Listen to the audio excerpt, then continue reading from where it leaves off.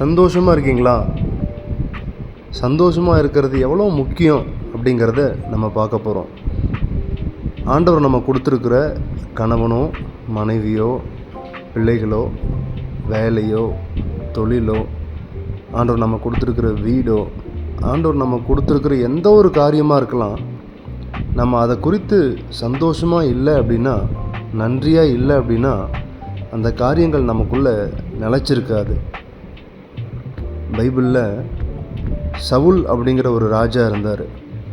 அந்த ராஜாவுக்கு கீழே ஒரு தளபதியாக, ஒரு நல்ல திறமையுள்ள தளபதியாக தாவீது என்ற ஒரு மனிதர் இருந்தார்.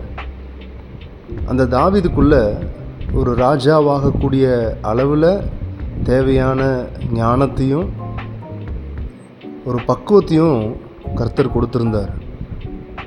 அப்படிப்பட்ட தாவீது சவுலுக்கு கீழே இருக்கிறதுனால சவுல் சந்தோஷமாக இருந்திருக்கணும். நல்ல ஒரு தளபதியை கர்த்தர் நம்ம கொடுத்துருக்கிறாருன்னு சந்தோஷமாக இருந்திருக்கணும். ஆனால் அந்த சவுல் சந்தோஷமாக இல்லை. இன்னும் சொல்லப்போனால் அந்த தாவீதை எப்படியாவது கொலை செய்யணும் அப்படின்னு வாய்ப்பை தேடிக்கிட்டு இருந்தார். கொலை செய்கிறதுக்காக தன்னுடைய ஜனங்களை கூட்டி தாவீது பின்னாடி போய்கிட்டே இருந்தார். அவர் எவ்வளோ பெரிய ஒரு திறமையுள்ள ஒரு தளபதியாக இருந்தாலும் சவுல் சந்தோஷமாக இல்லாததுனால, தாவீதை குறித்து சந்தோஷமாக இல்லாததுனால அந்த தாவீதை சவுலோடு வைத்து கொள்ள முடியல. முடிவு என்னென்னா, சவுல் மரணம் அடைந்ததுக்கு பிறகு தாவீது ராஜ்யபாரத்தை எடுத்துக்கொள்கிறாரு. ஒரு வெற்றியுள்ள ஒரு ராஜாவாக தாவீதை விளங்குறாரு. இப்படிப்பட்ட ஒரு நபர் சவுலுக்கு கீழே இருக்கிறதுனால சந்தோஷப்பட்டிருக்கணும்.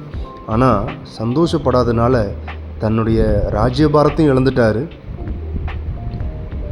தாவீதையும் இழந்துட்டார்.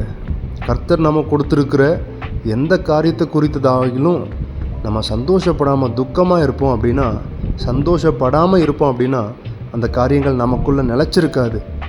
ஆண்டவர் நம்ம கொடுத்துருக்கிற எல்லா காரியத்தை குறித்தும் சந்தோஷமாக இருப்போம். அதுக்காக ஆண்டவருக்கு நன்றி செலுத்துவோம். நம்ம அப்படி செய்ய செய்ய ஆண்டவர் கொடுத்துருக்கிற காரியங்கள் நமக்கு நன்மையாக மாறிக்கிட்டே இருக்கும். அது நமக்கு சந்தோஷத்தை கொடுத்துக்கிட்டே இருக்கும். ஒருவேளை நம்ம சந்தோஷப்பட வேண்டிய காரியங்களுக்கு துக்கப்பட்டுட்டு இருப்போம், புலம்பிகிட்டு இருப்போம் அப்படின்னா அதை மாற்றுவோம். கர்த்தர் கொடுத்துருக்கிற நன்மையை, சுதந்திரத்தை, சந்தோஷத்தை நம்ம அனுபவிப்போம். கர்த்தர் தாமே நம்மை ஆசீர்வதிப்பாராக.